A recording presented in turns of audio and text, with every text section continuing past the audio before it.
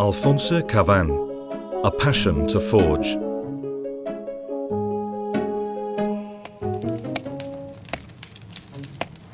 Fire, iron, anvil, hammer, water.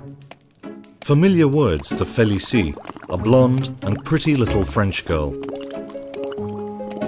They formed part of her early vocabulary and served her all her life.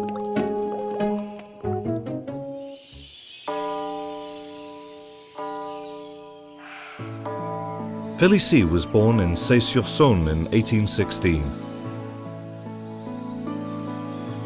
She was one of many siblings. Their mother, Thérèse, devoted herself entirely to them.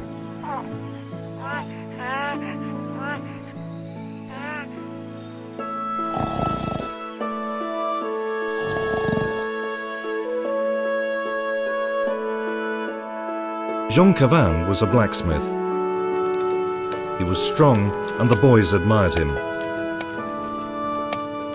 They learned that fire gives off light, heat, that it can shape metal, but that it can also burn and destroy. Félicie discovers that whatever surrounds us can serve to do either good or bad. How to make the proper choices? Knowing the gospel gave her many clues. Jesus says, "No good tree bears bad fruit, nor does a bad tree bear good fruit." Félicie was observant. The secret of a good tree are healthy roots. She must therefore take care of the roots, her heart, in order for it to be good, capable of distinguishing right from wrong and choosing what's best. Félicie's family neither go on holiday nor have a holiday home, but rather travel from town to town. They must go wherever there is work. Blacksmiths often live nomadic lives. All this helps to form Félicie's character. She is capable of not withdrawing within herself, but instead opens up to the novelty of each situation. She is interested in education and doesn't want to be illiterate. However, opportunities are scarce. The Landes is an area full of interminable dunes. Over them they cross to go and live in Baïgordi, in the foothills of the French Pyrenees. What a journey they had! The area is wild and beautiful. Many there speak Spanish, as they are immigrants from the neighboring country. Félicie's outlook is positive. She does not look down on those who are different. After all, they are workers at the Banca ironworks up in the mountain, just like her father, who's in charge of the forge. This is where he meets his sudden death. At only 12 years of age, Félicie suffers her first big blow in life. While looking at her father's tools, she asks the Lord to let her become a good tool in his hands, to shape her as he sees fit. Nicolas, the elder brother, takes care of the family. Already married in 1843, he's the manager of the ironworks. The Cavins live in Brocas. They are well off. Félicie lovingly nurses her mother right till the end. She can now look to her own future. Get married? Become a nun? There are certain times when we need to speak with someone to see clearly, when we need to be supported by a trustworthy, experienced and honest person. She enjoys going to Mont-de-Marsan, the city of the three rivers, to speak with the Abbot Labarère, a wonderful man. He respectfully gives her a series of guidelines to enable her to decide for herself.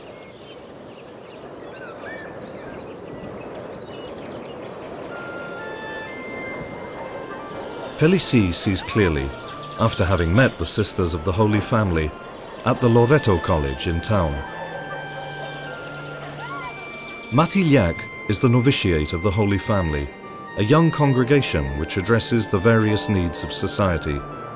She begins her new life with one desire at heart, to dedicate herself entirely to God and to others. The novice makes progress on every level. She makes her first consecration to the Lord in the chapel of Our Lady of Grace. She feels very close to the mother of Jesus. From now on, she will be Sister Alfonsa Cavin. She is so well disposed to become an excellent teacher that the founder, Father Noailles, does not hesitate to send her to Spain to open a new sisterhood. The adventure begins in Mataró, a coastal town of Catalonia. The year is 1846.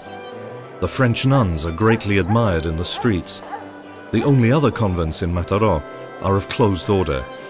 They wish to provide help to young girls. When the first train in Spain from Barcelona to Mataró is inaugurated in 1848, she is delighted to see progress, and through teaching helps dissipate some of the fear the unknown always fosters in people. It was actually thought that machines devoured people. Troubles will surface in Mataró. Some conservative and anti-French priests criticize the customs of the sisters' religious life. The conflict becomes public. Alfonsa, now Mother Superior, suffers from it more than anyone. The situation becomes more and more unsustainable. The Bordeaux congregation asks the commune to return to France. Alfonsa feels divided. She feels completely integrated in the country, and the educational work is fruitful. Her biggest concern is to give opportunities to poor young girls.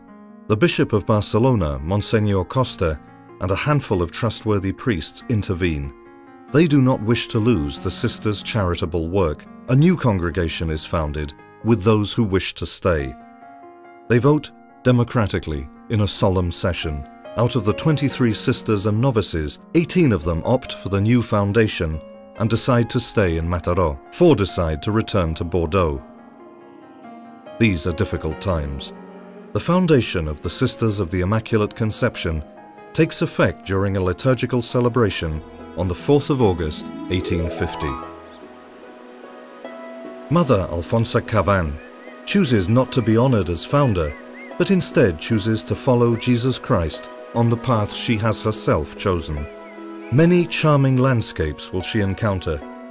The number of sisters increases, the foundations multiply, and fraternal life is happy and peaceful. But the path also becomes rugged and the landscape desolate. Internal turmoil, conflicts amongst bishops which have repercussions on the new institute. A precarious economy, jealousy, calumnies. Alfonsa writes, "Some have succeeded, without even knowing me, in making him believe that I am a rebellious, untruthful, and ambitious woman. But I feel a comforting voice within me, saying that it is not this way in the eyes of Jesus, with whom I suffer."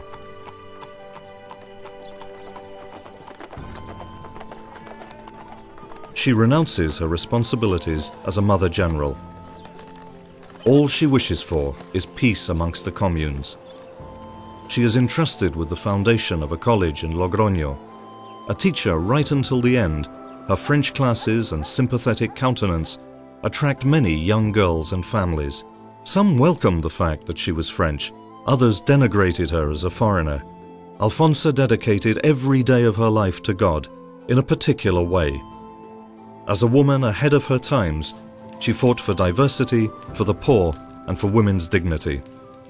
Little Félicie, illuminated by the light of the forge during her childhood, let herself take shape in the hands of the artist. God created a work of art which he withholds forever in the blessed water of his holiness.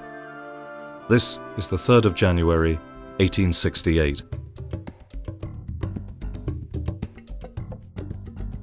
As for Alfonsa, she created the Institute with both love and pain. It outlived the danger of the division. The Conceptionists were pioneers in Africa, Guinea, in 1884. There are no frontiers to education and healing.